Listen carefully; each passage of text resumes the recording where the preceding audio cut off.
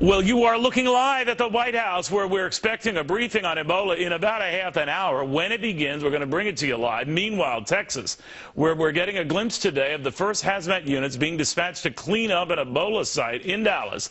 At least 10 people now considered at high risk of getting the disease. To Washington, D.C., Howard University Hospital saying that a patient suspected of having Ebola is now in isolation after traveling to the U.S. from Nigeria. To Omaha, Nebraska, sources say that an NBC cameraman with Ebola could arrive in the U.S. from Liberia this weekend for treatment at a Nebraska medical center. All this as calls continue to grow to ban all travel from countries dealing with this outbreak.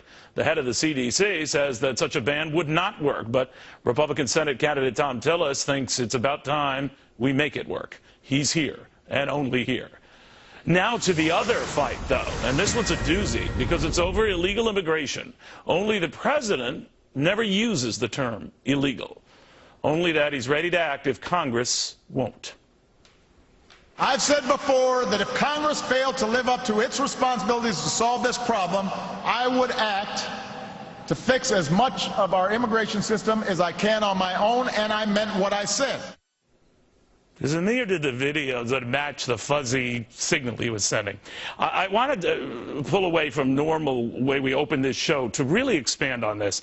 Forget about exactly what he's tipping his hand about. I want you to focus more on the word he refuses to say. Welcome, everybody. I'm Neil Cavuto, and I now know why we refuse to call a woman getting beheaded in Oklahoma a terrorist act in this country. We can't even say the words illegal alien in this country. It's not just the president. Listen to Nancy Pelosi. If President Obama does what he has promised to do and takes executive action to legalize some illegal aliens in the United States. Are you referring to undocumented people who are in the United States? Okay. Illegal aliens, yes, ma'am. Undocumented people, okay. What should this legislation be? Okay. Nancy, what part of illegal bothers you? Doesn't undocumented mean illegal? If you don't have documents, doesn't that mean you don't have them for a reason? And might that reason be, oh, I don't know, you're illegal? And don't illegals not get documents because they're not legal? Legal citizens get legal documents. Illegal citizens don't get legal documents because, like I said, they're not legal, and the documents are for folks who are legal. So if they're undocumented, that means that they're unable to get legal documents, which must mean they're illegal and not entitled to any such documents, unless, and of course, you, Nancy, and maybe the president have other plans. I don't know. It's hard to say. This much is not. When those who make our laws twist what makes someone a lawful citizen, what else are they twisting? What else, Nancy, are you twisting? What other laws are you avoiding or just evading? By just pretending there are no laws, there are no rules, there are no standards, there are no boundaries. If you can wave with a wand a new way to characterize millions who are illegally here, what are you saying about those who are legally here? What do you call them? Are they documented Americans? Because all this time, silly me, I just thought they were Americans. Nancy, you might not like the term illegal, but if you snuck into this country and did an end run around the laws of this country, you broke the laws of this country, that does not make you a bad person here, but it does make you a person who should not be here, because when you break our laws, I hate to break it to you, Nancy, you are a lawbreaker. You are not legally here, you are illegally here, you are an illegal alien here. So let me say those words again, because they're getting to be as rare to say as the Washington Redskins. Illegal alien, illegal alien, illegal alien. That's what you are here when you have no documents here, you have no right here, you have no rights here, because again, you shouldn't be here, so you are entitled to nothing here. This isn't about saying things that, well, just might offend you, Nancy. This is about something called our Constitution and honoring it, Nancy. Now I know why it is so tough for you to call terrorism what it is.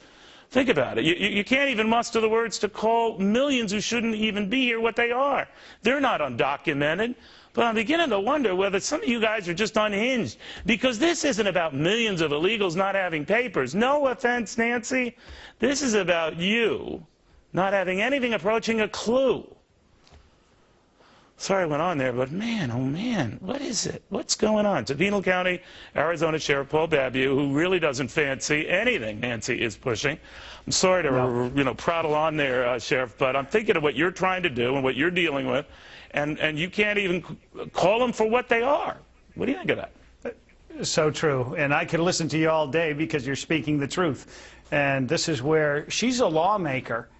And the president now, if you remember back a couple years ago, he said that he didn't even have this authority and that he must work with Congress. Well, how 2 years later does he all of a sudden have this power and authority? And this is federal overreach of power to circumvent the lawmaking body, which is Congress, we all know. Congress needs to stop this president. And we as a nation, we live in a republic. It's not some dictatorship, or they make it up as they go along in a wave of the hand, and shazam, there's whatever they want to do, they can do. And they refuse to call them illegal because they're looking at these nearly 20 million illegals as citizens. Well, and they're yeah, looking they're at just giving saying them really some essentially sort of people without documents. And I want to jump on this bandwagon. I no longer refer to myself as fat. I'm calorically challenged, Sheriff, just so you know. So don't you forget that. But I am saying I'm follically challenged. But part of it is just looking at the silliness of this. When we don't even acknowledge the term for all these people who are here illegally and refuse to say it's illegal, it's just a document mix-up. Then we're not even appreciating the gravity of the problem before us, or what it is doing to encourage those who want to be with us, those who do and go through all the legal channels versus those who do an end run. And I'm just saying that we're not even defining the problem. Is it any mystery then that we're not defining a terrorist act for a terrorist act and just lumping it into workplace violence? We're so into terms that we're hiding reality. Yeah, the political correctness is getting sickening, and for them to say that this is not illegal, and why do we need cops? Why do we need laws? Why do we need a military? And this is where the leaders of our country have come to a point where they're not telling the truth, and it's so easy for us to see. You know, Sheriff, I'm wondering, though, then that means when you round up illegals who aren't illegals, you're rounding up those folks who are simply undocumented. It's a matter of time before they are legal, so what you're doing is what's illegal. That's the twisted logic here. Right. You're the one breaking the law. In fact, I was just served a lawsuit by the ACLU this week, naming me and 2 of my deputies for doing our job, for enforcing the law. Are you kidding me? No, and in fact, we had this illegal who had a traffic violation. Sheriff, you're doing it again. Yes. Undocumented. Continue. Yes. Well, she was an illegal alien, and she was stopped by one of my deputies. She had a broken windshield, other traffic violation, and she didn't have a driver's license, surprise, and she didn't have car insurance. We're required by law to tow that vehicle. We're also required by law, in Senate Bill 1070, ruled by the Supreme Court, that if we have reasonable suspicion that person is in the country illegally, we have to ascertain that information and then call ICE or the Border Patrol. We did that. Border Patrol said, bring that person here. We did. The traffic stop and that transportation of that individual took 30 minutes. They detained her for 5 days, so now the ACLU is not suing the Border Patrol or the President. They're suing me and my deputies for enforcing the law and doing our job.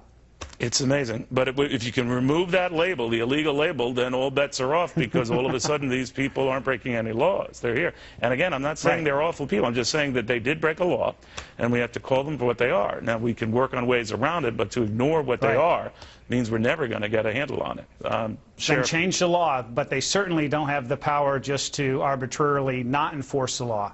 Incredible, incredible. Sheriff, remember what I said about calorically challenged. Just work with me on this, all right? Very good seeing you again. Will do, Neil. Sheriff, good to see you. All right, now to Texas. Hazmat crews now stationed outside that Dallas apartment complex where Ebola patient Thomas Duncan was staying. To Casey Stiegel in Dallas with the very latest on that. Hey, Casey. Hey, Neil. Yeah, there have been a few problems, by the way, reported with the sanitizing and the cleanup of that particular apartment complex where the infected patient had been staying with his family. Number one, it was difficult even finding a company that would agree to do it. Number two, crews got there last night and tried to do the job, but then realized they did not have the proper permits, apparently, to clean and remove the biohazardous material like Thomas Duncan's bedding, his clothing, and other personal effects. But they are back now doing it as we speak. In fact, you might be able to hear the news choppers overhead because they are getting pictures of that underway.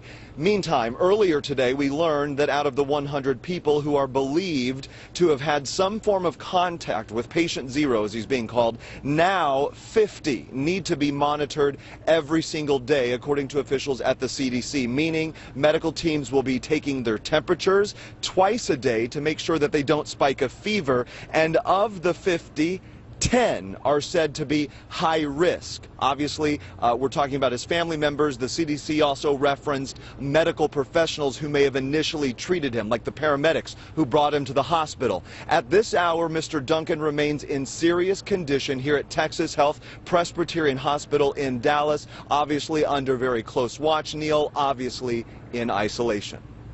Casey, thank you very much, my friend. Casey in Dallas.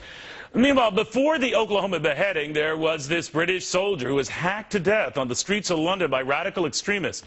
British officials did not have a problem with words like we seem to in this country. They quickly labeled it terror. But this Oklahoma beheading is still being treated as a case of workplace violence. The British ambassador to the U.S. on if we are being way too PC after this.